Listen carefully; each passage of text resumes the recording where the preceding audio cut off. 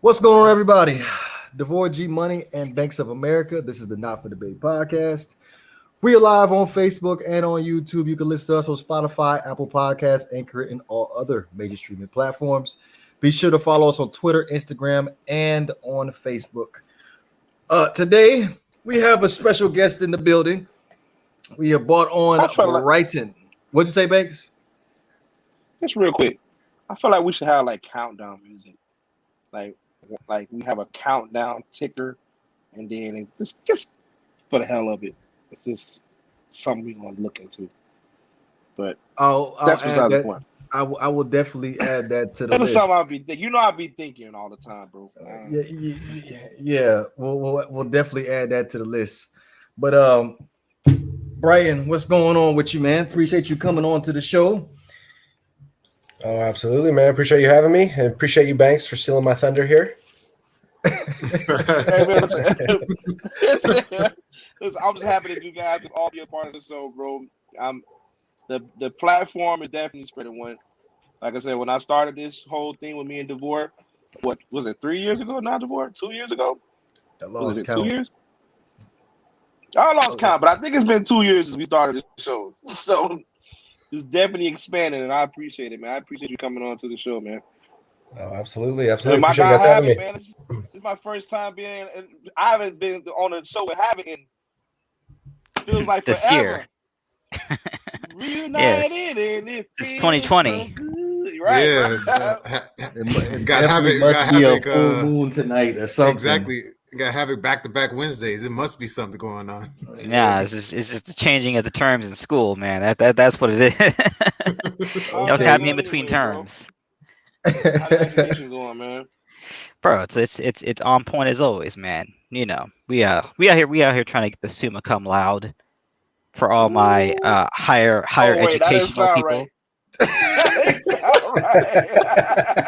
Oh no, trust me. You got trust me, you put that on your resume. It's very right. No. It doesn't sound right though. You think about it. Summa cum laude. Like, see, the thing is, don't think about too much, man. Don't think about too much, man. How do you spell honest, that? Don't think about too much. Yes, spell that for us, please. No. I'm not indulging you. We can move on with the topics. Okay, so Brian, since you're a special guest on the show, we usually have our little initiation here. Tell us a little bit about yourself, what teams you rep, where you're from, stuff, you know. Yeah, absolutely. So, born and raised in Seattle, Washington. Got to rep the Hawks because of that, whether they're doing well or not. So that's why I'm excited. Me and Banks are going to have a little rivalry here with the NFC West. Besides that, got twins, boy and a girl, 16-month-olds, and just trying to grind away, put something together for them. That's about it. That's good. Congratulations on that, bro. Yeah. Appreciate that. Yeah. It's the name Welcome of the game. to the twin world. Oh, you got some twins? Oh, that's right. Banks does have twins. I forgot. Yeah, he does. Girl and a boy, right? Like just break it down for me real quick. How was that experience with twins? Because I got a 2-year-old and a 7-month-old in the house, and that's pretty hectic. So I know twins has got to be stressful. Well, I'll let that guy up here explain it. He's the new parent here. Yeah, it's definitely, some days are real rough. I mean, the one good thing is this is never a dull moment in the house. I mean, like you experienced with a 2-year-old and a 7-month-old, they're into everything, and think about that, but they kind of share one mind at times, and they both go in opposite directions to both things that they shouldn't be doing, and you can't go both ways to stop them. But I mean, it's good. It's never a dull moment. Like I said, it's always fun to see them learning new stuff. It's crazy to see the differences between personality and learning. I mean, how quick one learns and what they learn. Like my daughter picks up words and can understand stuff way better than my son, but my son is much bigger and stronger and a little bit more advanced, probably moving around and stuff. So it's just crazy to see the stark differences. So it's fraternal. But like I said, it's good. Yeah, fraternal. Right. Yeah. Well, welcome. How about you, Banks? I was gonna say, I think you're a little bit too nice, but it's the kids you talk about. So hey, from my experience, if this wasn't being recorded, my whole language might have been a little different, you know. But they might see this at some point. Fuck that. It sucks. twins are at that age, bro. Don't get it twisted, man. I love being a parent. Fatherhood is the most important thing. Yeah. This is the only hood I want to rep. Just Absolutely. Fatherhood is amazing. The twins are amazing. But man, it was so hard. There's the early stages, like you said, bro, dealing with two different personalities and picking and choosing when you gotta pick this one up and put this one down and the crying, bro. It was tough. It was a tough time, bro. But they're got 8 through it. years You got old through now. it. Yeah, man, absolutely, bro. By the grace of God, bro. They're 8 years old now. They started third grade. A few days, which is their third day of school now. Tomorrow will be their fourth day back in school. Then their third grade. So, yeah, man. But when they age, bro, you're gonna miss the little days that you got now, when they were just tiny little beings as they age. But man, congratulations on that, man. This is your only two, right? Yeah. First two, and most likely only two. Right, was I was that? gonna say like, well, at least you got it done. At least you got it out the way. After Well, yeah, I wanted one of each, and my woman wanted one kid, so she got kind of what she wanted in one pregnancy. I got kind of what I wanted in a boy and a girl, but timing wise, it definitely was not what we were planning for. But things happen for a reason. You got to figure it out, and especially with kids. I mean, that's not something you can just we'll figure it out at some point. Like, no, you got to strap down and put it together. For the babies. Yeah. So yeah, that's dope. Congrats to you both, man. But before we move on to the next topic, Havoc, I needed to get you hip of what's going to be going on in the near future. So Quinte put out a wager Saturday evening as far as us supposedly having a certain amount of time of getting in shape. New Year's. He said New Year's. Well, that wasn't referred to me. That was referred to everybody else. But everybody a certain amount of time to get into shape, because supposedly we're supposed to be racing. I'm not sure what the wager is at this point, but that's the grind that we are on right now. So you got to get right. I just know I'm not coming in last. Well, I mean, I'm heavier than everybody, but I'm not coming in last. I mean, no, I'm definitely heavier than you, bro.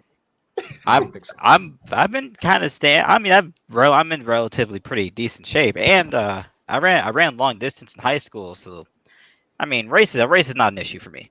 He wants to race, I'm ready. I don't even need to stretch. Wow, confident. Boy, Quinte ain't gonna like that comment, boy. It ain't, bro. I saw we was in the group chat. We was talking, and then he sent a voice message talk about some. I just left the gym. I'm like, okay, he taking this joint seriously. Okay, like, what the hell are you talking about, man? Oh yeah, I'm like, okay. And then I hear G.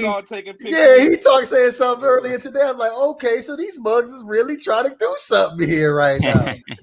Bro, serious. Okay. All right. So all right. I thought I'd give you the heads up, Havoc. This is what's about to go down. I've been talking to Banks, throwing it out there. We about to get a nice little production crew. It's gonna have a nice little cut scene before we end up walking out, get ready to do this run and everything. Like, it's gonna be beautiful. So you know that little music they play. Dun, dun, dun, dun, dun. Yeah. Now we just need to find a washed up version of that song, and we'll be ready to go.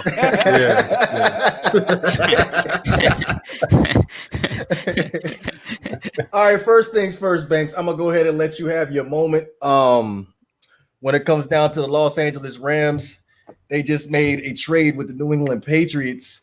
Give me 1 second. Screen froze.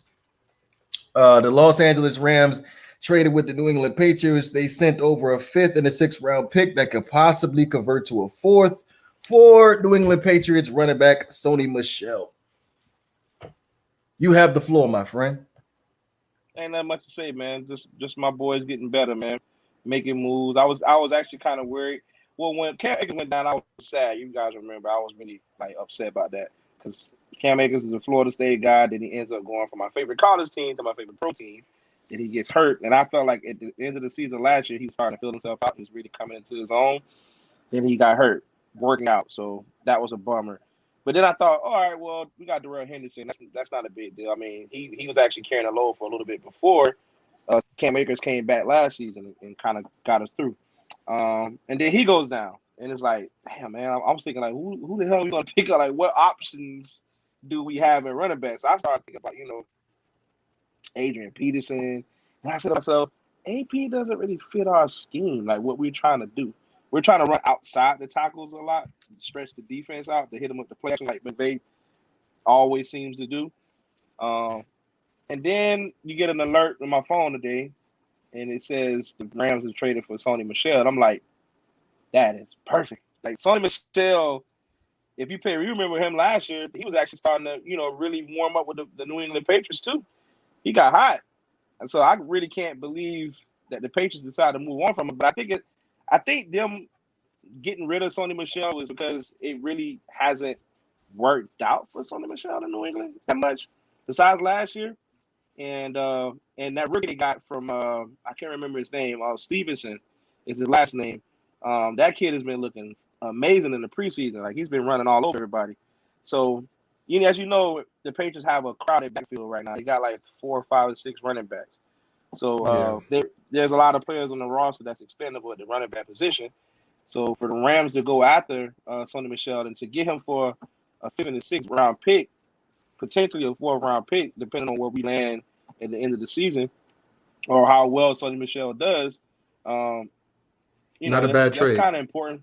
Yeah, it's not a bad trade at all. I mean, we don't really, as the Rams are continuing to prove to everybody 2 things: draft picks don't matter for the most part, and the salary cap can be manipulated. So I like to pick up. Depends on how you look at it. Both teams want to trade, but I can't wait to see what Sonny Michel comes out there and do. I'm excited for it personally. I'm not gonna brag and gloat like I would normally do. I'm just gonna let it weigh out. Oh, really? Wow. Okay. Yeah, man. I'm gonna be humble, man. We got to see all the Seahawks fans in here, man. They won the division last year and lost to us in the playoffs, but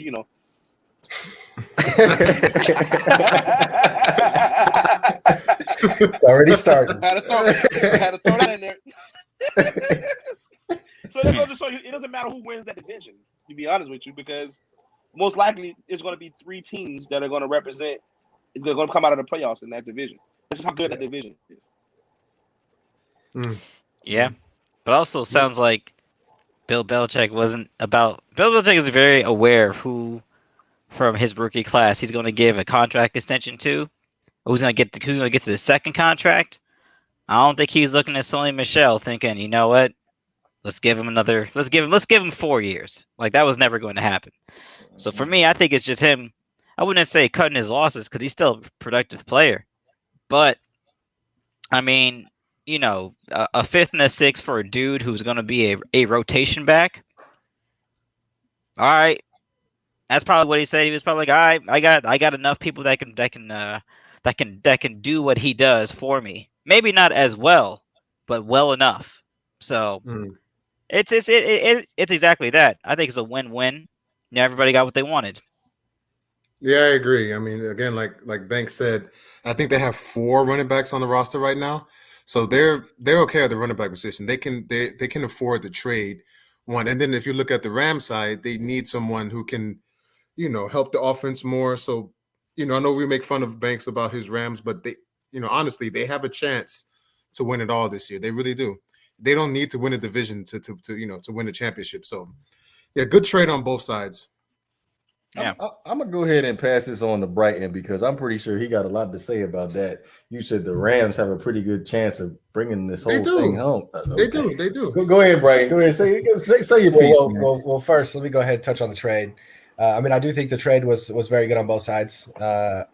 As everybody pointed out, I mean, the Patriots' backfield is clearly crowded. And I think what Damian Harris showed and what McDaniels and Belichick both love with their offense is versatility, right? And not that Sony Michel can't catch a pass, but when he's on the field, it's most likely going to be a run, right? I mean, he's not as versatile as a Burkhead, as a James White, as Damian Harris. And I think, what Damian Harris showed them in that middle stretch of last year before he got hurt towards the end there, that he can do it. especially with you have Burkhead there, who's versatile, jack of all trades. You got White there, who can easily take down all the passing down work and give you some good inside runs here and there. So I do think it was a very good trade for the Patriots, kind of shoring up their or getting rid of some pieces that they might not need, or might just be making it harder for people to get into rhythm or get a flow of the game. And obviously great on the Rams. Like Darrell Henderson's not out long term, at least the last news that I saw. But when he goes down, you're like, who's left?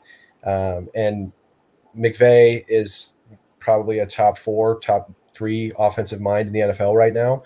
I mean, maybe even higher than that. The only person I can really think of for sure that's above him is Kyle Shanahan. But other than that, I mean, McVay is from the Shanahan tree, and he is ridiculous when it comes to manipulating schemes. And I don't think they needed to trade for Sony Michel necessarily. I think they could have made it work with whoever they had there and still put up numbers. I mean, I was looking forward to funk.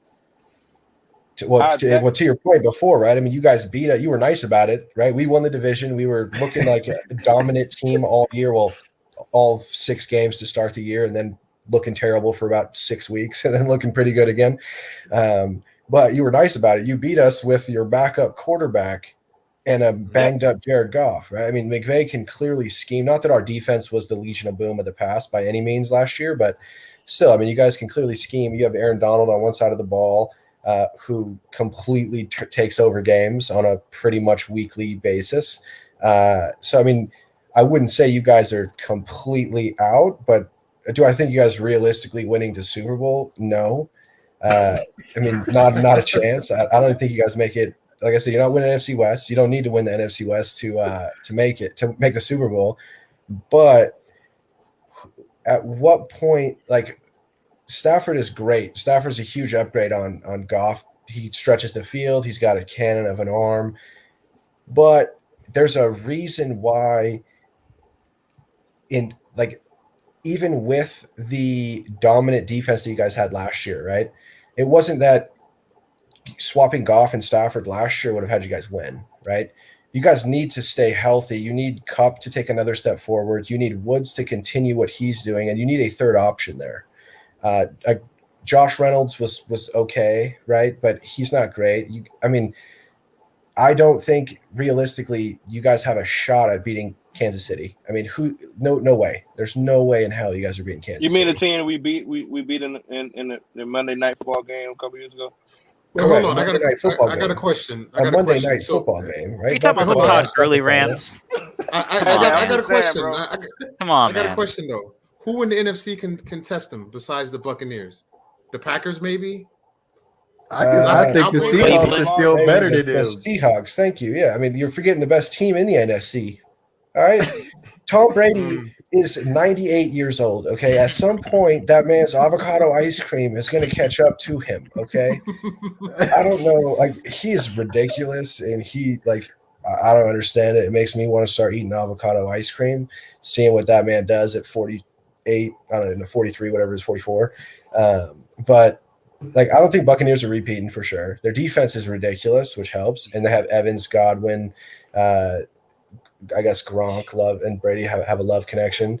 Fournette, Jones out of the back. I mean, they got weapons that certainly help Brady, even if you do see more arm decline. I mean, the biggest thing about Brady is he's so smart, right? I mean, he never gets hit because he holds onto the ball for a 0.2 seconds and then it's gone. He knows right away, okay, my line is broke. And on this play, I have my third read is who I'm going to be looking at, but there's no way I'm going to get to my third read. I'm going to check it down. I'm going to throw it away. Yeah. And Brady's like one of the greatest at doing that. I mean, he's never been athletic his whole career, but he's never also been hit very much because he's so smart with it. Yes, the Patriots line the whole time he was there was a top 5 unit probably, but still, you see guys with top 5 units on the line that still get hit. Like, look at Russ. Again, I'm not saying we have a top 5 line by any means. Our line's terrible. Dak Prescott. Yeah, exactly. I mean, they hold on to the ball too long thinking they're going to be able to make something happen. Like, Russell is the worst at it. He pisses me off. I can't even watch him play sometimes. That stupid spin gets him into way more goddamn trouble than it creates. Like, he's easily just step to the right and throw the ball. Instead, he does a half step to the right and tries to spin. Like, you think Aaron Donald's 6'3", 340-pound ass with like whatever quickness that he's ridiculous. Like, you think that's going to stop? Like, come on. He's just got to reach his arm out a little farther and you're done. So that's what I mean. That's Buccaneers have a shot, but I don't think they're winning either. I mean, I think Kansas City, I think them losing last year, especially in the fashion that they did, where their offense got completely shut down. Give them motivation. Absolutely. Yeah, Kansas City won't go to the Super Bowl unless they learn how to run unless Andy Reid decides to learn how to run the ball. They're not getting it now.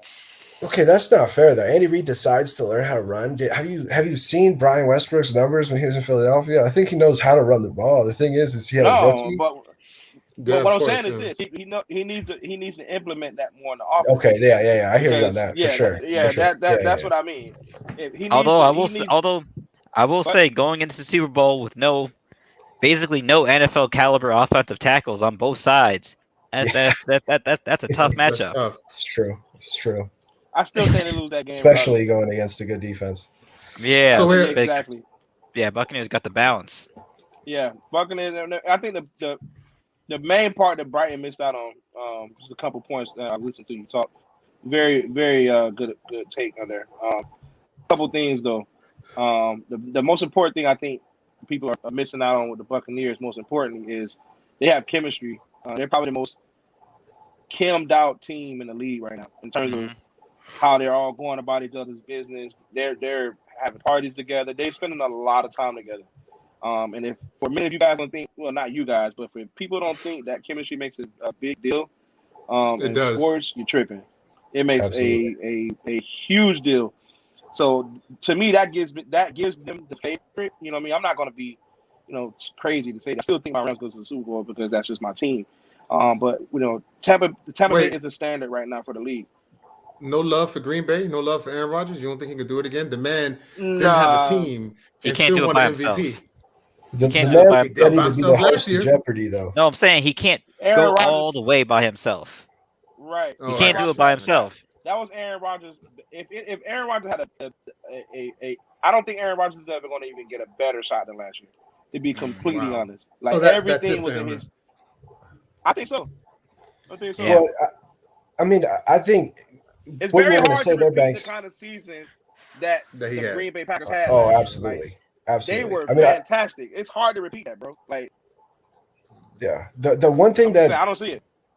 Well, the one thing that Aaron Rodgers has going against him is name me one other quarterback that is a premier franchise quarterback that gets absolutely nothing. I mean, up until the Jordan Love trade, they had not drafted a NFL or an offensive player in the first round the entire time he was there. Then I would throw Andrew Luck in there. Well, wait, what do you mean? No. In terms of getting They talking about Green Bay drafting an offensive player. Right. No. He said Andrew Luck also got no help. Yeah. Oh, That's accurate. That's accurate. Oh yeah, they could have drafted him an offensive lineman. They could have given him more help. He might not have retired. But outside of that, right? There's not like, and as great as Andrew Luck was, right? He's not on Aaron Rodgers' level. He easily could have been there. I mean, he was ridiculous. He easily could have been there if he didn't retire. But Tom Brady, right? He wants something, he gets it, right? Drew Brees, he wants something, he gets it. Like, they give him a chance. Aaron Rodgers, they do nothing. They like last year, prime example, right? As you mentioned, right? It's their best shot at winning last year, right? Mm-hmm. I agree with you on that one. I mean, they had an incredible run game. They had Jamal Williams was ridiculous. Aaron Jones was obviously insane. Devontae Adams had like the greatest season ever almost in terms of a wide receiver. But they like at some point you've got to give your guy a chance and you've got to go get him a weapon. Like, you had multiple guys available towards the end of last year before the trade deadline that they could have went and got, right? Will Fuller, granted, he got suspended, I think, or maybe I'm confusing that. Yeah, he got suspended. Yeah, I mean, that wouldn't have worked out if they made the move, right? But they could have easily gotten a guy like Fuller for very cheap towards the end of last year. And they decided to do nothing at all and not make a move. And then this year, they did finally draft him a wide receiver. I think it was in the second or the third round. They did finally give him something. But AJ Dillon, I think, is ridiculous. I think their running game is going to be better after losing Jamal Williams, even though he was ridiculous. AJ Dillon, excuse me. he's like 250 and runs like a 4.40. It doesn't even make sense how you can be that big and that fast. I don't know if he has the twitchiness, of a Jamal Williams or obviously of an Aaron Jones, but it's good to have a little bit of a difference in style too. So I think Green Bay is definitely up there, but without it, this kind of goes back to the Rams point, but they don't even have a 2 option. I mean, it's Adams, or Adams, right? On third down, it's like Aaron Rodgers doesn't even look at anybody else unless Robert Tonyan somehow is 40 yards down the field wide open. You can't trust nobody else, though. No, Right, Marquez can't. Valdez-Scantling drops a pass every time he's wide open. I mean, he catches like 1 out of 3, and he's wide open every time. They got Devin Funches.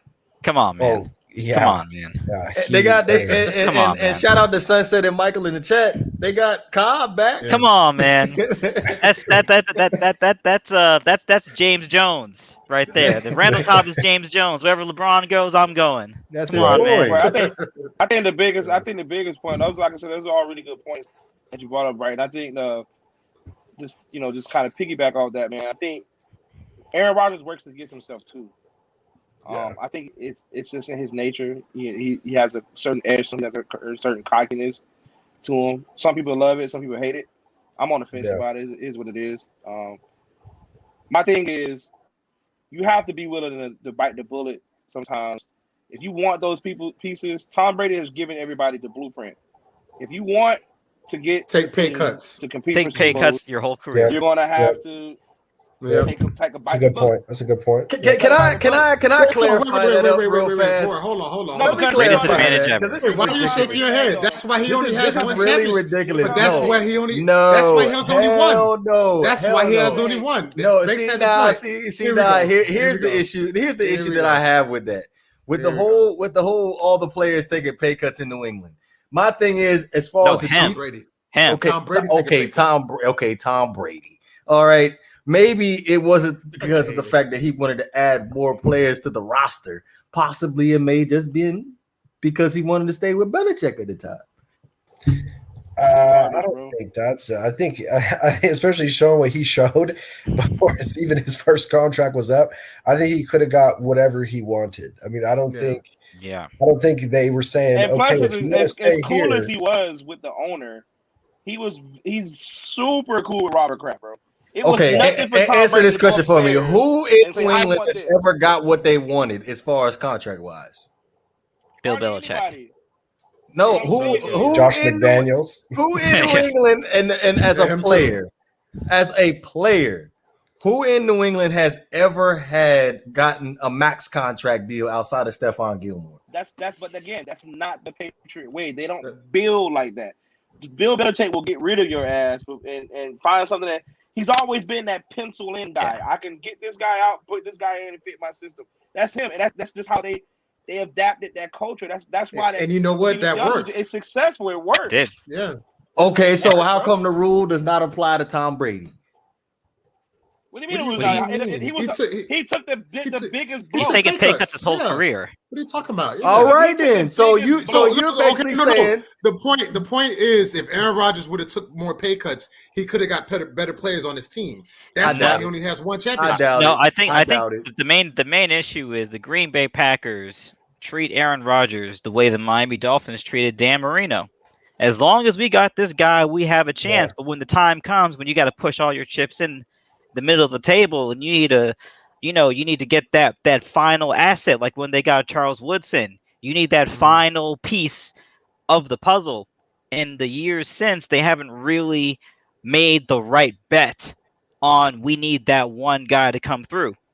So, and kind of like what he said earlier about how they haven't drafted an offensive player in the first round the entire time he's been there. It's like at a certain point, you got Aaron Rodgers. You don't have to have the greatest of the greatest skill players around him. You just need good guys around him that are just solid vets. And then you need to make sure that your defensive players get taken care of. I think that's the issue in Green Bay is they never really take care of their defensive players because that's if you have a solid defense and you have Aaron Rodgers, what more do you need? But they seem to not figure that out in Green Bay. They did have a solid defense for a little bit. Green Bay overall, and up until the playoffs against Tampa Bay, Green Bay was the best team in football for the most part all year long. Mm-hmm. That was the golden opportunity for Aaron Rodgers, and he blew it. There's no way that you take the ball over in Green Bay with a 14-2 record. You're at home. This is what he always said he wanted. He got his wish. Had home field advantage and everything. Mm-hmm. You had 4 turnovers. You couldn't capitalize, and I'll still take it back to that one play, that one drive that still drives me nuts with Green Bay that game. When Aaron Rodgers had a clear running lane to literally, he could have walked to the end zone, and he did not, bro. Yeah. Didn't he kick a field goal on that drive? Yep. Yeah. Yes. Yep. I could have walked that thing into the end zone. I mean, you could have a child walked through that hole.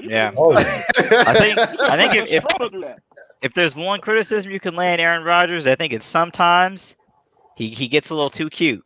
He knows he knows he got the magic arm. He gets a little too cute with it. Hey, there's nothing like watching Aaron Rodgers throw a ball. Though. He's got the magic arm. Beautiful. You know who's like that too? That we don't want to acknowledge it, but he is Patrick Mahomes.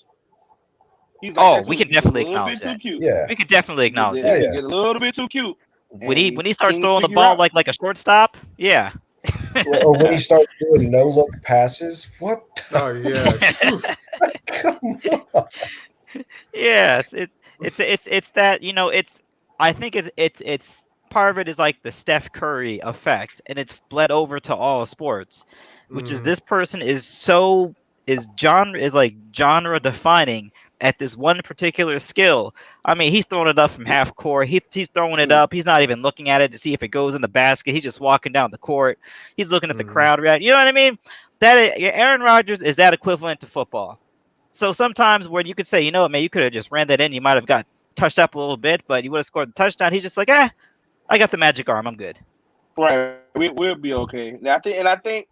I also think that it also came down to, and I know this is long overdue. I mean, Super Bowl was already won and everything, but I think also it has something to do with the fact that, for the most part, Green Bay's defense was playing very well up until that point. So I think it was like, oh, okay, well, the decision to kick a field goal was like, we're going to get the ball back. Our defense has been playing pretty well. They've been turning the ball over from Brady. We're going to stop them and whatever, and it didn't happen. And we all know what happened next.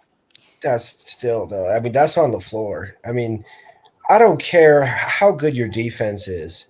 You have Aaron Rodgers. You need I don't even remember what it was, like 4th and 1 or 4th and 2 inside at the end, towards the end of the game when they were in like the 20-yard line. And on the flip side, you've got Tom Brady, Mike Evans, Antonio Brown, Godwin, Gronk on the other side of the field. Okay, Leonard Fournette. Miller.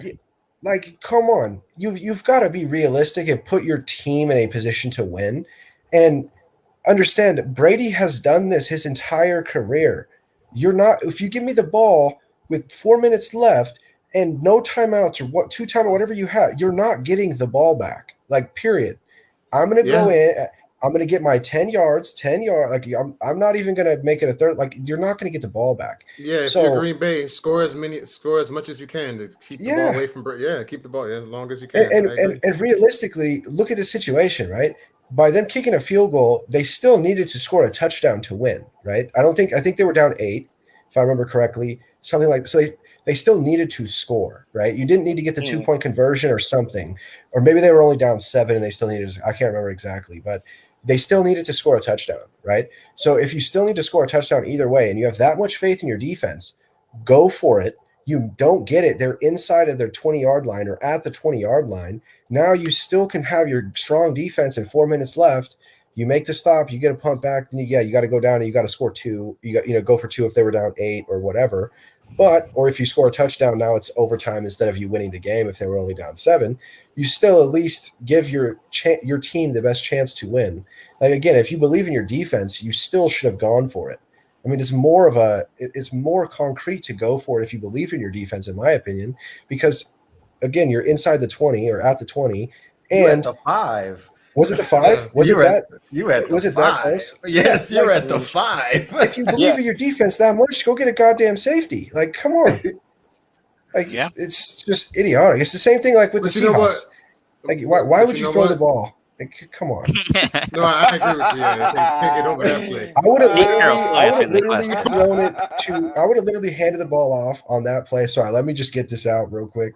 I would have literally go ahead. He's a Seahawks fan. Let handed him the cook. ball to John Ryan, our punter at the time. Instead of like, if you're gonna throw the ball, okay, I'll give it to you. If it would have been to Dougie Fresh and it was picked off, Malcolm Butler made a great play, sure, okay. But you're going to tell me in your mind, you're talking about too cute here, okay? You're going to tell me in your mind the best decision that you have is to throw the ball to a slant route to Ricardo Lockett, who is a special teams ace and a go route player, okay? That's your decision. Like, if I'm Russell, I'd be like, all right, coach, that sounds great. Hey, can we get John Ryan in the game here? Just for a decoy, and I would have just handed the ball off to drop. Like, it's just so ridiculous. Hey. Okay. Hey, get Ricardo Lockett gets for 1,000 yards. But the play before that, they stopped. They stopped. What you call it? They stopped them at the one. What was it? Yeah, you do it again. So run it back. You do it again. Okay, run it back. Right. Run it back 4 times. I want to make a point. I want to make a point that I think a lot of people miss on this goal line play. You got to remember what Marshawn Lynch was representing that year. If you guys remember what he was a meme for the most part. I'm just here so I won't get fined. Yep. There was no way, in my opinion. I think Pete Carroll just said, you know what? There's no way that I'm going to put the game-winning touchdown in the hands of Marshawn Lynch, knowing at the end of the game they're going to stick a microphone in Marshawn Lynch's face, and he's not going to say anything. No. I disagree. I think at that moment, listen, wait. Let me just say, at that moment, if he would have got the game-winning touchdown, he would have spoke up at that moment. I'm pretty sure he would have. You got to understand. But if you're the Seahawks, Marshawn Lynch is a real. You know what I'm trying to say. I feel you, but that would have been the Super Bowl winning. That would have been the Super Bowl winning touchdown. He would have talked. Well, he would have talked. I think he would have talked then. I think the other thing that a lot of people don't realize, and I'm a Seahawks fan, so sometimes I might not realize it. As good as he is, and the beast mode moniker, everything that he carries, right? He's actually statistically not the greatest in short yardage situations. Right. When you need a 1 yard, 2 yard, fourth down, he's statistically, I'm not saying he can't, he's not a beast, he's not the beast mode, but he statistically at that point in his career, his whole career, was never Jerome Bettis, was never the guy that when you need a yard or two, he's getting it for you, period. Mike Allstott, yeah. Derrick Henry's a better version of him at that. That's Derrick Henry's like the best version of him. So why not instead of throwing a slant, which is ridiculous? That play was ridiculous. Why not just do a quarterback? But they also had Richardson, who was a fullback, who was the best fullback. That's what I was just gonna say. I would have handed the ball to Richardson. I mean, for sure. Yeah. Quarterback sneak. Quarterback sneak, or do an option, right? Pretend I had it out. And RPOs. Anything except the slant to Ricardo Lockett. Popular with that. But still, put Dougie Fresh on one side. Pretend to hand it off to Marshawn inside. Have Dougie run it out. See if he's open. If not, Russ tuck and go. Like the thing that pissed me off the most was Pete Carroll afterwards. His description and his reasoning behind why he did what he did. He said something along, and I might be misquoting it a little bit, so forgive me, but it was 10 years ago, and I try to forget as much of it as I can. He said we had 2 timeouts or a timeout or 3 timeouts left, something like that, and there was 30 seconds left. So we didn't feel like, and it was second down or third down, whatever it was, so we didn't feel like we could run the ball 2 more times. Like, I'm sorry, you need 2 yards. And forgive me, I never played in the National Football League, Pete, but how long does it take an NFL athlete? You could get the slowest lineman. How long does it take them to run 2 yards? It's going to be like 2 seconds, 3 seconds. Okay. Yeah. And if you don't get it, it's going to be like 2 seconds, 3 seconds, right? Yeah. You could get back up. You don't even need to spike it. You can get back up, run the formation again. The play is over in 5 seconds regardless. Even if you got no timeouts, you could run the ball every single time. Like, it's ridiculous to me. Mm-hmm. Part of that's right. Russ got to take ownership. For what it's worth, it was a good game.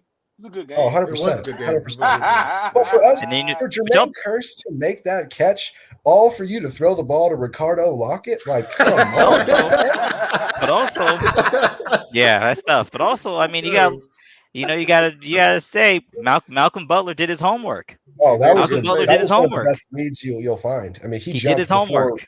he jumped before the guy who was getting the ball jumped. I mean, like, He knew the play before they ran it. 100%, which is crazy to me that he.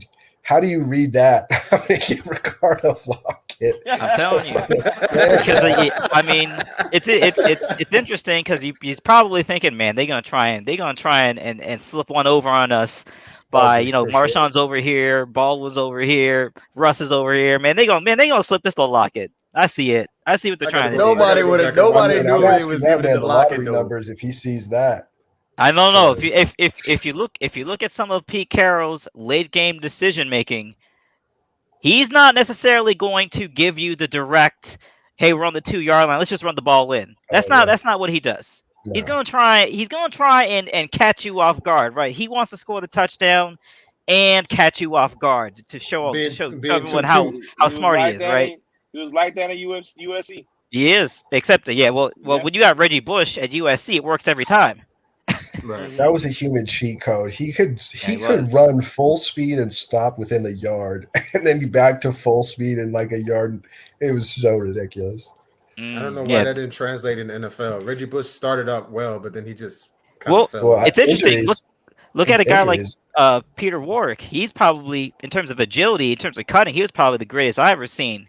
And then when he hit the NFL, he was just a dude, basically. Oh, the greatest cutter and all that stop at a dime and keep going was Barry Sanders. He was the best. Oh. He was great at that. Boy, he was next level.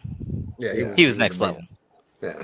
Hey, Havoc, I am so glad you're here for this next topic that I'm about to bring up. Yeah. Because the last couple of days, Banks has just been trolling this particular quarterback, and G Money's just been snickering in the background the whole time. Yeah. So Josh Rosen.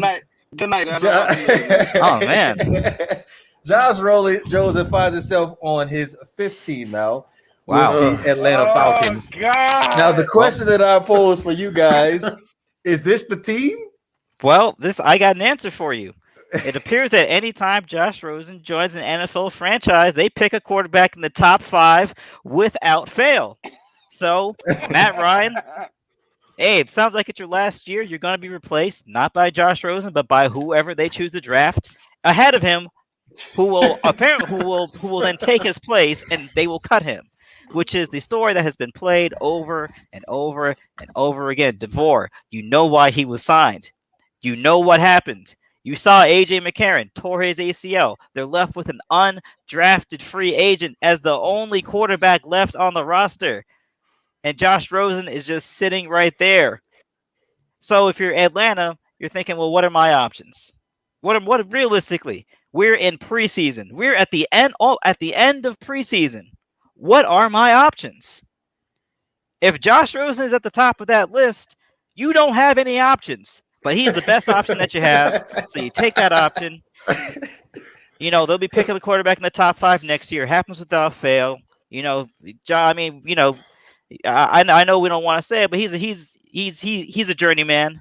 He's a journeyman at this point of his career. He's he's never got an opportunity. He's never got a fair chance. I'll say as long as you're getting an NFL check, as long as you get pads and the uniform every day and you practice every day and people are watching you practice every day, you are given a chance every single day to change their mind. And every single time he comes in, people have a very high idea. He comes in. He always comes out like gangbusters. This happens every training camp. He lights the world on fire. And then what's happened, man? I don't know what happened to him. Hey, Josh, man, what's going on, man? You seem to have, your play seemed to take a step back. Psh, bro, beats me. What do you mean beats you? You're the one who's not playing well. This is the problem with Josh Rosen. This is his problem. Banks, you can have the rest. No. Thank you, Javi. You can speak for me, bro. I have nothing to say about Josh Rosen. This is a non-factor, like literally. But keep talking, Javi. Keep going, because it's just it's just a situation. He's Josh Rosen. As long as he wants to be an NFL quarterback, he should never sign a lease longer than 1 year because he's never going to be anywhere longer than 1 year. Those are the breaks. Those are the breaks. Hey, before Brighton goes in, I just want to say these people that say he doesn't get a chance. This is his 5th team. This is his 5th chance. I don't want to hear that no more. I don't want to hear that. Go ahead, Brighton, because I'm like Banks on this one. I don't want to hear that. Yeah, well, I want to start with saying Quinte. Josh Rosen has not been Quinte. given a fair chance. No, no.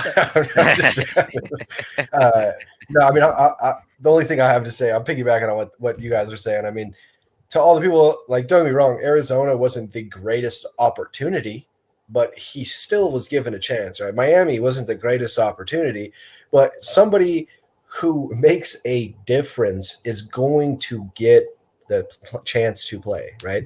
An NFL team is not designed to lose every single game, right? They want to win. They want to go to the playoffs. They want more revenue. They want the championship. They want all of that. So if a guy is going to give them a better chance to win, they're going to play that person. Regardless of what we want to say on the street, this person's better than this, but whatever. In terms of the scheme, the role that they have designed for that individual, right, the team, to give them the best shot of win, they're going to play that person, period. So all of the people, Josh Rosen hasn't been given a chance. Yes, he has. It's his 5th NFL team, right? He's had 5 chances on an NFL roster, not to mention a chance to audition for every other team in the NFL, right? If he's a clear difference maker, somebody's going to give him a chance. Like if you're behind Father Time and Brady, like, no, you probably aren't going to play for the Bucs, but if you show well enough in the preseason, well enough in the chances that you get, somebody's going to make a trade for you. Somebody's going to go after you and give you the opportunity to start for them. But no, hasn't been given a chance is a joke. I mean, that makes y'all are spitting facts. Keep going. That's all we do. That's all we do, Banks. That's it. That's all we know. That's all we know, man. Boy, why you quiet, yo? Come on now. I was just seeing if Brighton was done. Nah, he's waiting for I'm never done, but I got to give other people an opportunity. He's waiting for Quint. He's waiting for our guy Quinte to come save us. Hey, by the way, I know Quinte is probably watching this. Shout out to Quinte. Yeah, shout out, brother. Just want to say that. Shout out to Quinte. See, this is why I have a hard time with this hypocrisy in this stream because. Yeah, big word. He's coming in hot. Big word. There's hypocrisy up in here because I have a hard time listening to Miami Dolphins fans sit down and talk about how Tua deserved another season under his belt before we can give a true evaluation to him. I have a hard time understanding the Buffalo Bills fans asking for the season to see another opportunity for Josh Allen to play again. Same thing with Baker Mayfield. We're still waiting on Lamar Jackson to these quarterbacks have produced. What are you talking about? These quarterbacks have produced. But these guys, come on, I let y'all talk. I sat here and waited patiently. I sat here and I let you guys talk. So with that being said, I like all these guys have gotten second-year opportunities with the team that drafted them, that invested in them. And with Josh Rosen's situation, he gets traded to the Miami Dolphins just because they bring in a new head coach, and he decides he wants to go with a guy he likes. So after that, it's just a domino effect. Now we want to sit here and we want to talk about the situation with Miami. The Miami Dolphins won 5 games. The Dolphins were not a 500 team. They were a terrible team. They were set up for failure that year, the moment that they traded Laremy Tunsil. So I don't want to hear nothing about the Dolphins. Now, when we come back to the Tampa Bay Buccaneers, he was clearly on the practice squad. So he was not on the active roster. So Brighton said already, because Brighton said already, he's not beating out Tom Brady. So Tom Brady's going to be the starter. He can beat out Tom Brady's backup. In that time period, there were still teams who needed a quarterback. That's what he decided to do. That was his decision. That was Josh. That was Josh Rosen's decision. And Banks, you are so hypocritical because you sat there and you said Jared Goff was a good quarterback, and he statistically had the worst rookie season for an NFL quarterback ever. But Banks said he was wrong. He admitted that he was No, wrong. he didn't say that bullshit. He didn't say that bullshit till after the fucking Super Bowl. So I don't want to hear that. No, he didn't say that till after the Super Bowl. After I already told him he was garbage. It was even worse than Peyton Manning's rookie year statistically. Remember, he set the record for interceptions. So it's okay. I'd rather have you throw 20 interceptions than not throw the ball at all. So, DeVore, you want to know the difference? You want to know the difference between Josh Rosen and all of those other quarterbacks that you named, including Lamar Jackson? What's the difference? What is the difference? The primary difference is they show an upside. What upside did Jared Goff show? What upside did Jared Goff show? Because I didn't see nothing. I saw nothing. He went to the Pro Bowl, regardless of not, he went to the Pro Bowl. He did go to the Pro Bowl. He was selected as a Pro Bowl. That's not the point. We are talking about his rookie season. We are talking about his rookie season. If it was up to me, he would have got cut after his rookie season because he played like crap. Straight up garbage. Garbage, Banks. Garbage. That was Jeff Fisher now. Come on. All right, then. But he still came back, and he got a second year in the offense with the exact same team with the Rams. And you were so optimistic about Jared Goff when they got Sean McVay in his second year. Y'all haven't even noticed how DeVore has deflected the entire subject of the conversation. Because everybody is talking about this is deflecting. He's on his 15th, but yet he didn't get a second opportunity with his first team. But everybody else got a second opportunity with their first team, including Jared Goff, who I just said had the worst rookie season as a quarterback, and we gave him a second year with the Rams. So why are we sitting back and being hypocritical when it comes to Josh Rosen? The main issue that you have, the main issue with your point is several different organizations with different coaches, different GMs, different scouts, it don't work different that way. personnel have all looked at him, and they have all given up. You don't draft the guy. You don't draft the guy in the first round and then you trade him. Marcus Russell's with the Oakland Raiders for 3 freaking years, and they had no choice but to cut him. Okay, but again, there's a critical point missing. Okay, do you think the Arizona Cardinals, regardless of what Cliff Kingsbury said when Kyler Murray was just like a senior in high school, okay, or a freshman, regardless of what he said, if I have the number one pick, I'm taking Murray, right? Years before.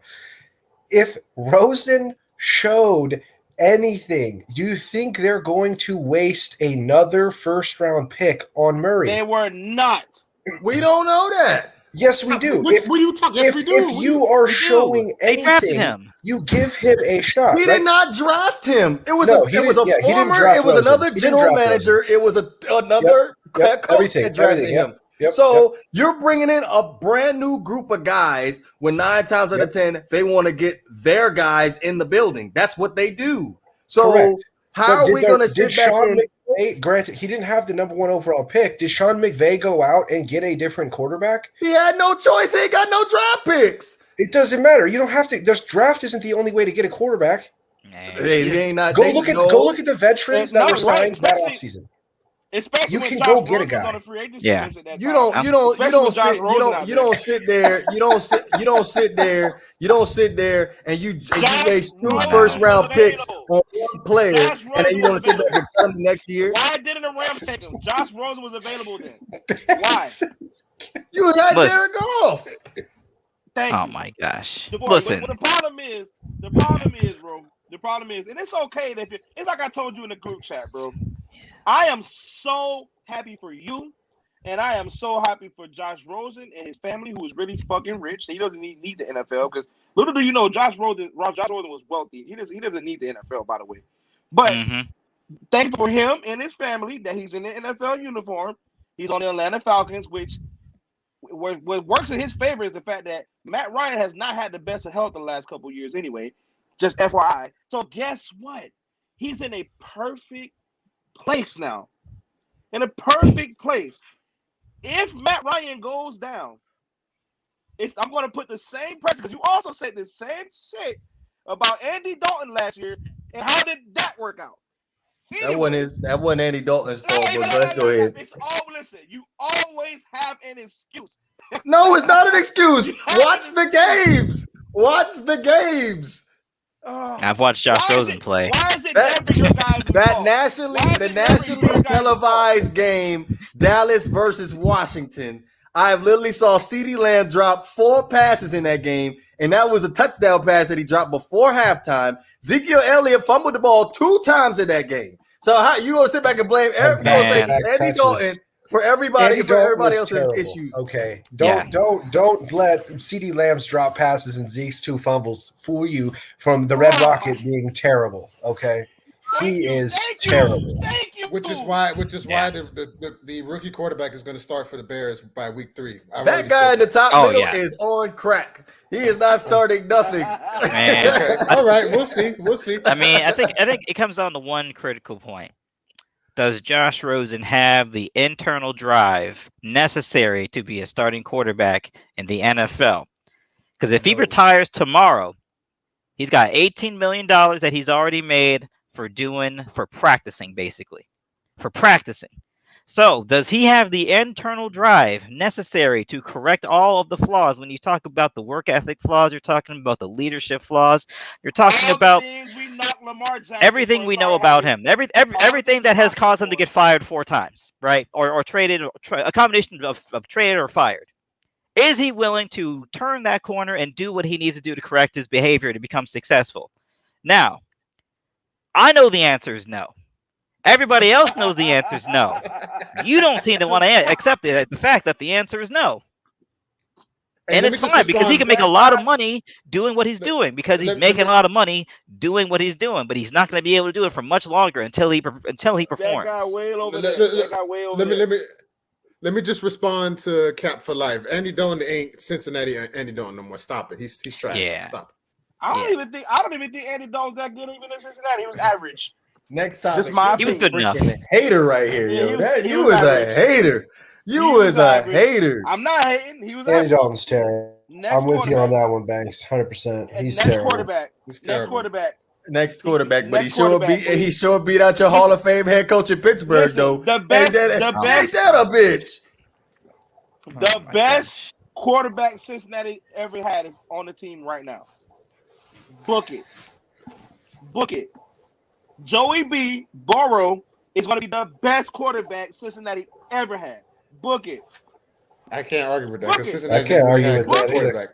Yeah. I mean, they got a Hall of Fame quarterback in their roster. Boomer Esiason. He's going to be even better than Boomer. All right. I think so. We'll see. Listen, Joe Burrow is going to be elite. I can promise you. The Cincinnati Bengals, what I like about Cincinnati is they may not have the defensive measures, but the thing with Cincinnati, they're going to play a lot like Kansas City before Kansas City start to get a little bit of average defense. You're going to have to outscore them. You're going to have to. Yeah. Because they were putting up 30 points a game last year and they were losing. Yeah, all the games. So get ready. I'm telling you, Cincinnati's coming. Shout out to Joe Burrow because Banks just talked you out of a Hall of Fame ballot just now. You crazy? Joe Burrow's gonna go to the Hall of Fame. I love Joey B. That's my quarterback. Well, I feel sorry for him because you sat back and you just signed his death warrant just now. That's my quarterback. Anything you say on a critical level, it ends up going in the opposite direction. Oh man, I'm sorry. I think I need to stop. That's usually true. Talking less about. Let me start talking less about Tom Brady then. Hey, Tom Brady. Tom Brady pays some people off, but you said the same thing about the Nets. You said the same thing about Xavier Rhodes. Said the same thing about same thing about the Clippers last year. Man. I mean, but also, I mean, you're out here talking about judgments. You're out here talking about judgment. Meanwhile, you think the road to success runs through Adam Gase and Josh Rosen. So I question your judgment. I did not say that. That's not what I said. Okay, are you sure about that? Have it. I'm going to say this not to you. I mean this respectfully to you, but disrespectfully to the board. How many times have I been right about the Miami Dolphins? Thank you. You've been And right a it few times. stands. It stands about the Miami Dolphins even last year. Did they or did they not make the playoffs, DeBoer? See, you really can't point this at me because I said the Dolphins were gonna make the playoffs anyway. Blah, blah, blah. You can't. Nah, you can go ahead and point at Havoc. You can't point at me because I did not said say the they were a Dolphins playoff weren't making the team last playoffs. Listen, it has nothing to do with Havoc. I told you respectfully to Havoc, disrespectfully to you. Why? It does not affect me because we were on the same page. I did not disagree. I sat here and I was like, all right, cool. Boy, I understand how you feel. You talk your tail a lot, bro. What do you mean I talk my tail? Like I said, I'm a root for my team, but my expectations weren't that high. Brian, if you, Brian, I believe I got a feeling, Brian, you're going to become a regular on the show at some point. I want you to just monitor what pay very close attention. Yeah, you gotta pay attention to what he says. You gotta watch him. Hey, watch him, bro. It's in tape. You can bring it up anytime you want. No, we don't need to do that, DeBoer, because us being here doesn't count. We can just always that doesn't matter. I'm just saying. We approaching that hour mark, so I got one more topic of discussion. Well, today already we got Trevor Lawrence already as the starting quarterback week 1 of the NFL season versus the Texans. Urban Meyer announced that, and then also Vic Fangio announced that Teddy Bridgewater is going to be the starter for the Denver Broncos. Now, I will probably say the next big announcement is probably going to come down in New England between Mac Jones and Cam Newton. That's done. Saturday. Wait, what's done? Mac Jones got that job lined up. Yes. So I see this. Thank COVID-19 for that. I need to get you guys' opinion because Saturday Cam Newton traveled to a Patriots approved medical appointment and he ended up missing his COVID-19 daily test, which violated the NFL policy for individuals who aren't vaccinated. So he ended up missing 5 days of practice. Do you think that is going to basically seal the deal for Mac Jones being a starting quarterback for the New England Patriots? I think what sealed the deal was Mac Jones' play. I don't think that's going to be a factor, but Mac Jones has outplayed Cam in the preseason. So, but that is a factor. I mean, he's becoming a fan favorite too. What did they say? The best ability is availability.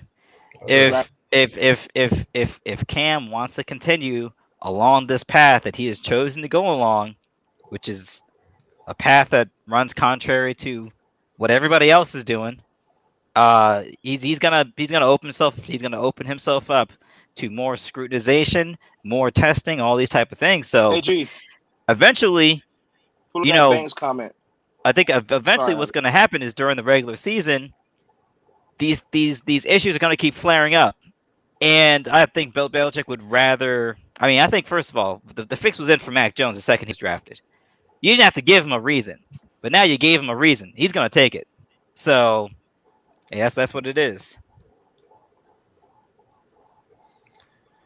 Yeah, but also, it's taken away from the fact that Mac Jones he probably earned that starting spot. But people are going to say that he got to hand it to him because of the situation. But he more than likely earned the starting spot regardless of the situation. I don't think that argument can really hold any weight anywhere because Bill Belichick has never given anybody anything in his entire life. That's what I'm saying. If you don't work and earn it, yeah, I mean, piggybacking on both of what you guys said, like, yes, COVID-19, is that confirmed that he missed the test? I thought he took the test. He missed the actual time of the test, but he ended up taking it later on. I thought he took it at a place that wasn't approved by the NFL. He took it at a place that wasn't approved by the Patriots. Right, I think that's what happened.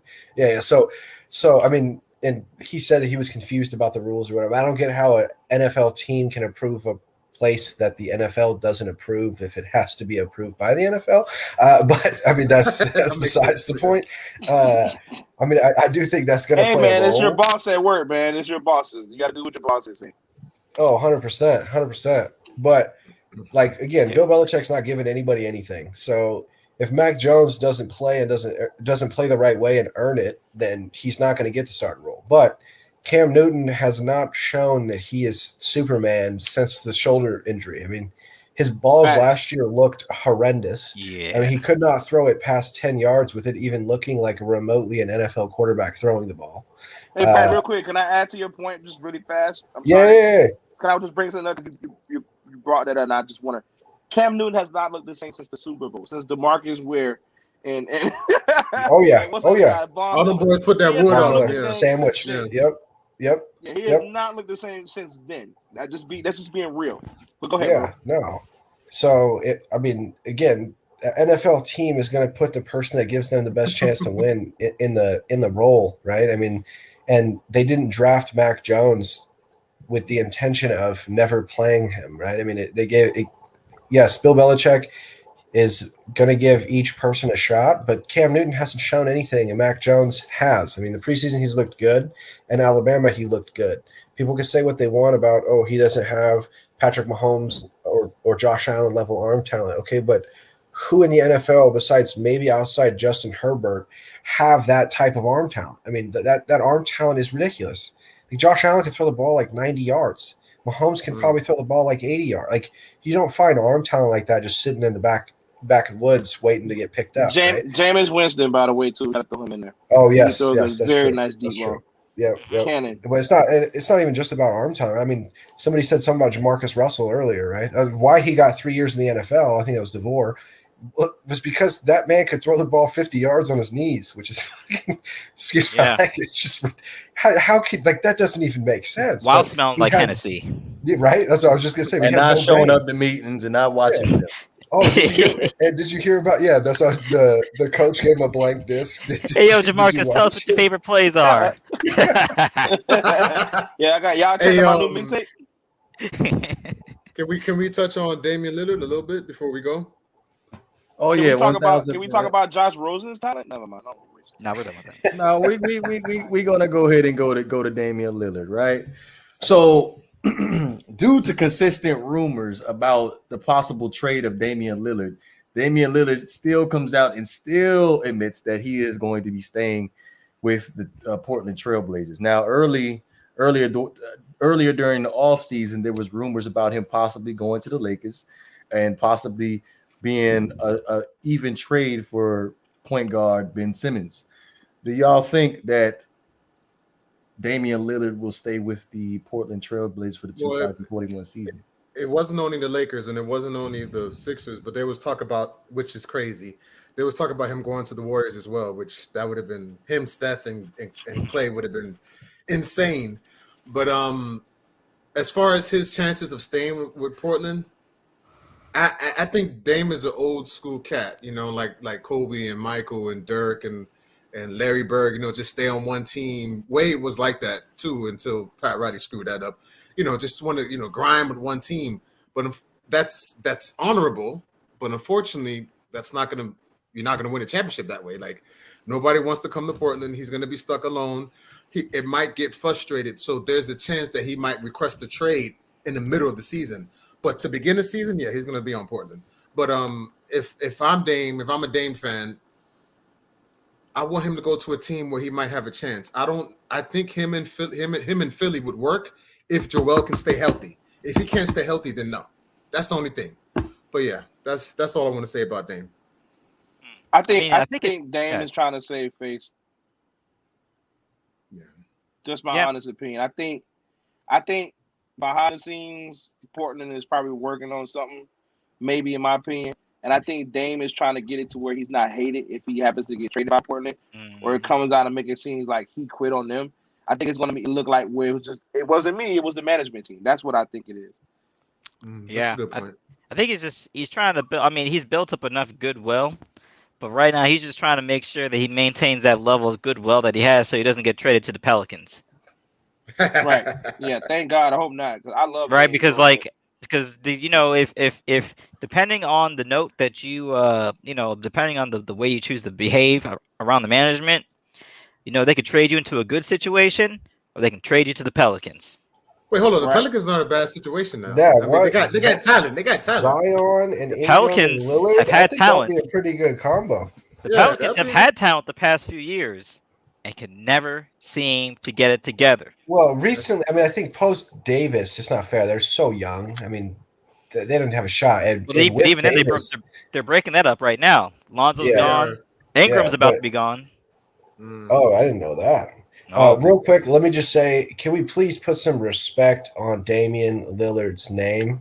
I don't know who's in charge of creating these headlines, but y'all at least better spell the name right because it's an A, not an E in Damian. But That would be had to DeVore. call out. Yeah, had to call out DeVore on that one. I knew it was And him. Had to use a call out- snitch. Had to call out DeVore on that. Hey, listen, You we is got a a white. snitch. Listen, DeVore, we got a white guy on the staff now, bro. We can't be making these types of mistakes, bro. Well, if you ever need somebody to spell check, let me know. That's funny. Hey, But thank you, Brighton. no, you're no, more I'm than just giving DeVore a hard time. Just giving DeVore a hard time. No, Since no, I don't see him in Keep doing person anymore, I have to give him a hard time when I do see him here You through the keep camera. You keep a job doing that, bro. Just listen. As long as you keep pissing him off, you can stay employed.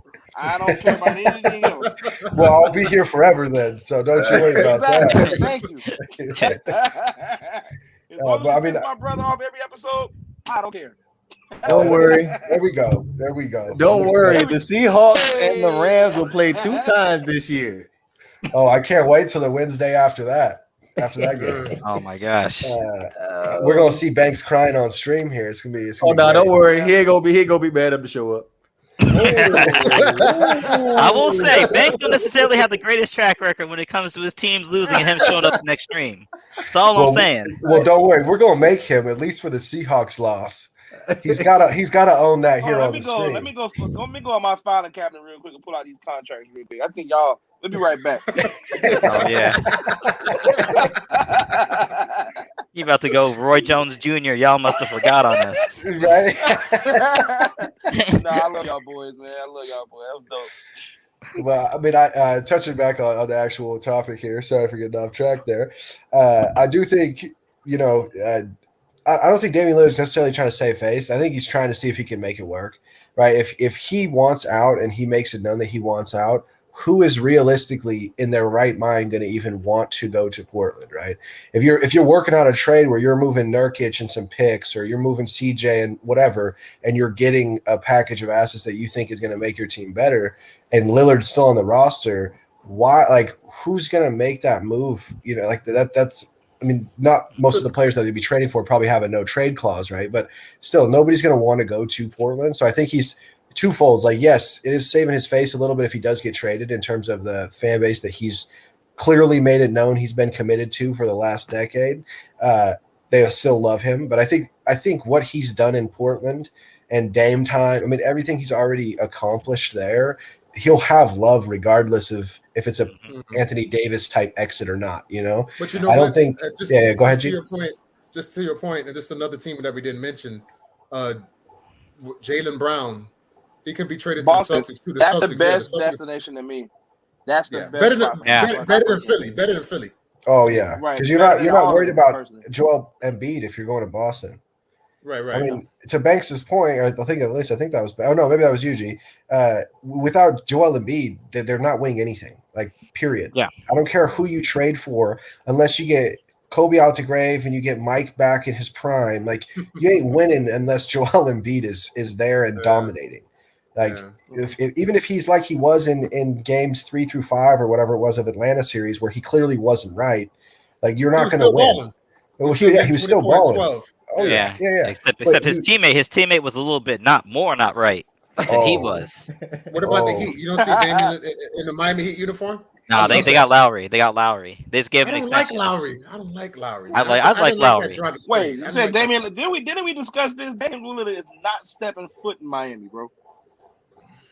Why? It's not happening, Now, bro. I mean, I would have preferred getting Dame Lillard over Lowry, but it is what it is. Absolutely, but I I would don't prefer think Dragic Miami's over Lowry.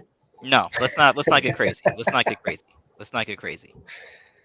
I like Dragic. I like Dragic as much as everybody else, man. But we get what 6 years? No, Hey, they're the Dragic is same good. age. Dragic They're the is same age. Dragic and He Lowry. helped carry them to the finals. I know. He helped. He's a beast. I If he Dragic didn't get is hurt, best they man might have had a ball shot. I mean, I don't think so, realistically. But I don't even know how they made it. I'm aware, but I think that the thing is, right now, if you look at the Miami Heat, basically had no playmakers. They had no playmakers outside of Jimmy Butler. So they actually needed a point guard to be a point guard, not necessarily a scoring point guard. Hey, Right. Yo, B, are you laughing at Hey, the chat? real quick, yeah, I got to give a shout out to Count for Life here and the Mike Bad Boys, Lowry. and the Bad Boys here. It's hilarious. I love it. Yeah. It is interesting. Kyle Like a Lowry and Chris woman's Paul, butt. every time I see them, they appear to be out of shape. But I know they're NBA athletes, but every time I see them, it's like they Hey, don't look like they be hitting the weight room.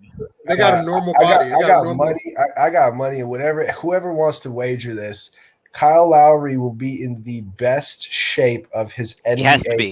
career this year. playing in Jimmy Miami, Butler is not playing around. He has to Yeah, be. yeah. That's Eric why I think Spoelstra don't play Tyler around Hero. either. I think Tyler Hero is going to be the real deal at some point in his NBA career, solely due to the fact that Jimmy Butler has taken him under his wing. Let's remind you the fact that Jimmy Butler was on the Minnesota Timberwolves with Karl Anthony Towns, Yeah, who's he was statistically one of the stunning greatest everybody. big men of his time. He had Andrew Wiggins, who was a number one pick, right? And he said, "You guys are trash. Like, I do not want to touch you guys. No." And then he Well- goes to Miami and he says, "Tyler Hero, this kid can play. I want to play with this." Like, and he's nurturing. I think Tyler Hero's going to be really good at some. I don't think he might not be a superstar, but I think he's going to be really good. He can be a 6th man of the year candidate, no problem. But I do think, and I'm high on Tyler Hero saying that. But I will say this much. They really don't. They don't play with that body fat. I will say this much though. Karl Anthony Towns, he's garnered a lot of goodwill the past few years, but he is the most talented, softest big man I have ever seen in my entire life. I've seen him get pushed off the block by point guards. Well, and it's crazy. It's crazy because yes, he's soft, but he's so aggressive. Like if you watch him in the post, Which is weird. He is throwing bows at people when he's got the ball. Like he is putting the pain down, and then he gets on defense, and he looks like Danilo Gallinari back there. He's got a strained glute, and he misses 60 games. Here's the main issue I have with Karl Anthony Towns. It has nothing to do with his skill level or his play. It's the fact that you can mentally take him out the game. Yeah. You can mentally He's mentally weak. Yeah. You can mentally affect his ability to play. He has that Ben Simmons syndrome, except just not as high. Let's not ever disrespect somebody in that light ever again. Yeah, that's a bit harsh. That's a bit harsh. For somebody who is 6'10", fast as can be, has the ball handling skills of Muggsy, but like of a midget, right? Like, I don't understand how you shoot the ball 0 times in the fourth quarter. Like, you can say what you want about free throws. You can say what you want. He needs to get a jumper. I don't care about any of that. If you watch a full game of the 76ers, you'll see about 2 to 5 minutes worth of ridiculously high-level, aggressive monster of Ben Simmons. And then you'll see about 38 to 40 minutes, depending on how many minutes he's playing that game, of me on the basketball court in the NBA. Like, I don't know what to do. Here you go, Joel. You take it. Here you go. The dude had a wide open dunk against a 6-foot guy and passed the ball. The main problem is Ben Simmons when he's practicing, or Ben Simmons when he's scrimmaging is like all NBA. He's like an all NBA scrimmage player. But when you get him on the floor, all of a sudden, you know what I'm not gonna do? Shoot. And then he has the nerve to blame the Sixers, like he's mad. This is your fault. You're the reason why you're not playing well. You're not even attempting the shot. They're backing up from you. They're backing up from you at 12 feet. 12 feet. Elementary school basketball players have that shot in their bag. Well, and again, not even that. Look at what Doc Rivers did, right? With Rajon Rondo, who's technically a worse version of Ben Simmons, right? He can't shoot. He's shorter. He's not as fast. He's a ridiculous passer and is probably as good as Simmons, but he doesn't have the vision because he's smaller. And look what they won a champ. They won, like, Ben, do something. Go. Like, it's just, I cannot. Seeing somebody like that just gets you pissed off because it's like just one of those things. Somebody else should have deserved that athleticism. if they're leaving you just blaringly wide open, it doesn't matter what shot it is. You have to take that shot. I mean, bro, like there's nobody within 5 feet of you. and you Yep. refuse to take a mid-range J. What type of a basketball player turns down that shot? Yeah. I don't get it. I don't get him. I don't get him. Like I said, man, if we can get that scrimmage Ben Simmons, man, the Philly would be a lock for the Eastern Conference Finals. It But might if be a lot he, for the finals. yeah, but he That still hoodie wants to show up. mellow, that hoodie Ben Simmons, Yeah, because I've been seeing him in practice. He's out here hitting fadeaways and hitting threes. It's 3-pointers. like, It's on a why are loop. you practicing these shots you're not taking in the game? It's on a loop. It's definitely on a loop. Any final thoughts before we close this thing out? We approaching that hour and 20-minute mark. Just want to make a quick announcement. Thanks to the inspiration that Banks and him inviting me to the show. I think it's been 6 months now, something like that, almost. I have a podcast called Self-Made. What I do with my homegirl. What we do is we bring people on to speak about the Black community, to speak about starting over. I personally, just to it quick, I had to start over. Basically, lost a relationship. I was really down emotionally, so Banks gave me that motivation. So we already got 2 episodes in. It's on Spotify. It's pretty good. So I just want to say that. And again, just peace and love to everybody. I had no happiness. idea, man. Nah, Yeah, you gotta no link us. idea. He Link was us keeping now. that on the down low, wasn't you? He was saving the big announcement for the show. Right. Yeah. So yeah, thanks, Banks. I appreciate again Man, you congrats, allowing me to bro. come I'm on this happy show. for him. And all Yeah, you it's good to brothers, hear. appreciate it. Hey, put the name of that in the chat, please. Okay. And Brighton, nice to meet you, brother. I hope you can, become a regular on the guest. You were great. And Havoc, another Wednesday. Got you another Wednesday. It's good to have you. And that's it. I'm done. We missing an Infinity Stone. Shout out to Quinte as well. Shout out to Quinte. We missing an Infinity Stone. Yeah, I mean, if we're out here begging up YouTube accounts, I'll just say, no passes given, just crossed 700 subscribers. We crossed it over. We just crossed over 50,000 total views. So we're marching towards 1,000. Giving y'all these psychological food reviews, I will say. So thank you for all the support, and as always, it's always a pleasure being here. Yeah, I want to appreciate you guys having me on. Let me come in. I definitely like to become a regular. It's definitely a good time, hanging out, talking sports, seeing other points of view and stuff like that. So I appreciate you guys having me on, and I definitely will give the Self-Made podcast here a chance. Definitely looking at trying to find some stuff to, whether it's inspirational or just self growth, focusing on reflecting on me and what I need to do better and how I need to become better. That's most of the stuff that I'm trying to listen to and focus my energy on now. But, Self-Made definitely seems like it's in kind of that realm. So definitely give it a shot there. And just really appreciate you guys giving me a shot here on the show. Like I said, it was a great time, and definitely look forward to future shows, and especially the ones on the Wednesday after that Rams and Seahawks games. Just throwing it out there. Go Seahawks. Hey, there we go, DeVore. Go ahead, Neon Green, baby.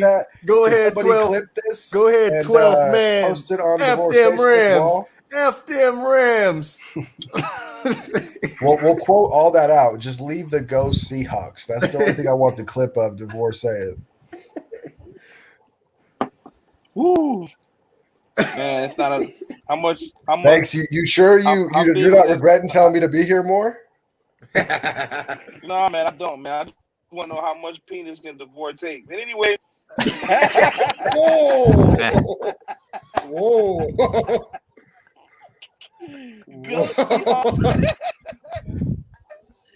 Anyway, listen, man. With all jokes to the side, man. This is I'm kind of probably getting a little bit choked up here. I'm sorry. But seriously, man. I'm proud of y'all boys.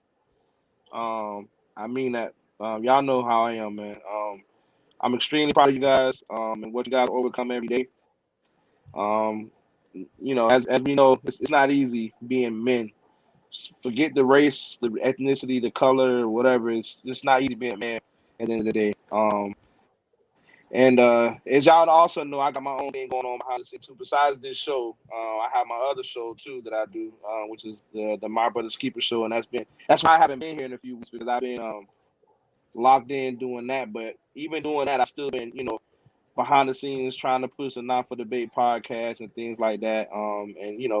And like I said, even if the My Brothers Keeper Show doesn't becomes big success, or the Not for the Big podcast has become a big success, I feel good knowing that it's opening doors and it's giving people confidence and giving them, the opportunity to just, feel themselves. Because every man, in my opinion, should feel good about themselves. You're no value to you're no value to anybody if you don't feel good about yourself. And I know that this show couldn't be what it is without you guys, honestly. And I'm thankful to God that God has allowed me the opportunity to meet every last single one of you, including Brian. Definitely want to speak with you a little bit more on a personal level when we get backstage. We get some other time because I got to get ready to go to bed soon.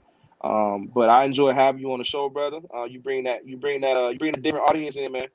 You definitely know your shit, and I respect that, bro. And again, congratulations on fatherhood, bro. That's what these guys will tell you, bro. And I'm sorry I'm getting kind of long-winded here, but this is who I am, bro. Like I push positivity all day, every day. Yeah, we might fuss and fight and argue on sports topics, but outside of sports, these guys will tell you, bro, I'm all about positivity and push my brothers to be as great as they can possibly be. I have the utmost faith in DeVore as a person, as a man. That's my little brother. Like, I have the utmost faith. And like I told him, whenever the Not for Debate podcast gets to that point where it's, because to me, I feel like this is more his baby than mine. He just supported my plan with it. You know what I mean? But I definitely plan on, handing him the keys on a full-time basis because, I feel like I said, he sacrificed a lot, even his own personal YouTube channel, to help me run this. And I'm thankful. And again, I'm just really happy for each one of you guys. I'm proud of you for, even if you had to take a step back for a little bit to work on your education. I'm proud of you for that, bro. Keep Appreciate it going. As I said before, I'm proud of you. Stay hungry, stay driven, stay determined. Even some of the guys that fell along the wayside. My guy Shake. If Shake happens to see this episode, which I still think Shake does watch the episodes from time to time, but I miss having you on the show as well, bro. I wish we can, sit down and talk like you two. Maybe it'll happen one day. Who knows? But Greg, proud of you, bro. I didn't know that you even doing that, but hey, man, way to go, bro. I'm happy to see you looking. You're looking a lot more leaner. You got there's a shine on your face. You're smiling more. I see that you're being, like I said, you're a little less sensitive when it comes to the Facebook stuff. Now you seem more driven, more hungry. I love that shit, bro. I'm proud of you, bro. Keep it up. Keep that show going, bro. Anytime you want to come on to the other show, the opportunity is there for you. Want to come on? The My Brothers Keeper Show. You're more than welcome to come on there and have a good time with me. So yeah, that's. I'm sorry, guys, but I'm really, really, really proud of y'all, boys. Seriously, I wish y'all nothing but the best, man. Love y'all. I appreciate that. I'm definitely going to have to learn how to say what I need to say before Bank says what he needs to say, because I feel like he covered everything. But I'm going to go ahead and say it again. Brighton, we appreciate you coming on this evening. Havoc is, as always, great work.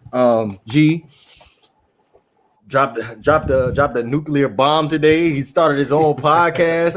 He said he's 2 episodes in, and I ain't even listened to the first one. What? He even tell us, man. Yeah, he didn't even tell us. So again, be sure to check out the Self-Made podcast. It's on Spotify. Is it on Apple Podcast Music? Not yet. Just Spotify for now. Okay, Self-Made. Check out Old Bastards Giving. Yep. So yes, Self-Made. Is it just Self-Made podcast or just Self-Made? Self-Made with P and G. Self-Made with P and G. Okay. Self-Made with P and G on Spotify. Right, also, like Havoc just said, No Packs is giving this up. So with that, yes, definitely check that out if you're interested into cooking reviews. I try to school Havoc as much as I possibly can up on here as far as how to butterfly a steak. those that y'all have rocked with us for that long will know where I'm referencing that to. But be sure to go ahead and follow us on Twitter, Instagram, and on our Facebook page. You can also listen back to this on Spotify, Apple Podcasts, Anchor, and all other major streaming platforms. We'll be back Saturday evening at 9 p.m. Eastern Time. This is the Not for the Bay podcast. Peace. Oh, we're sorry, before we go. I'm sorry. Sorry, you cut it? No, go ahead. No, one last thing. Well, real close friend of mine, my brother, Jeremiah Copperly. I want to dedicate this show to his mother's memory. His mom passed away last week due to COVID. And we have her funeral to prepare for on Saturday. Jay, I know you watch the show from time to time, brother. Sorry for your loss, man. We'll be linking up in a couple of days, but definitely want to give a shout out to my boy Jeremiah for his mother passing away. So shout out to you, bro. Keep your head up. Yes, definitely thoughts and prayers That's going out to Jeremiah. Respect. Yeah, respect. This is the Not for the Bay podcast. We are out of here, man. Peace and love.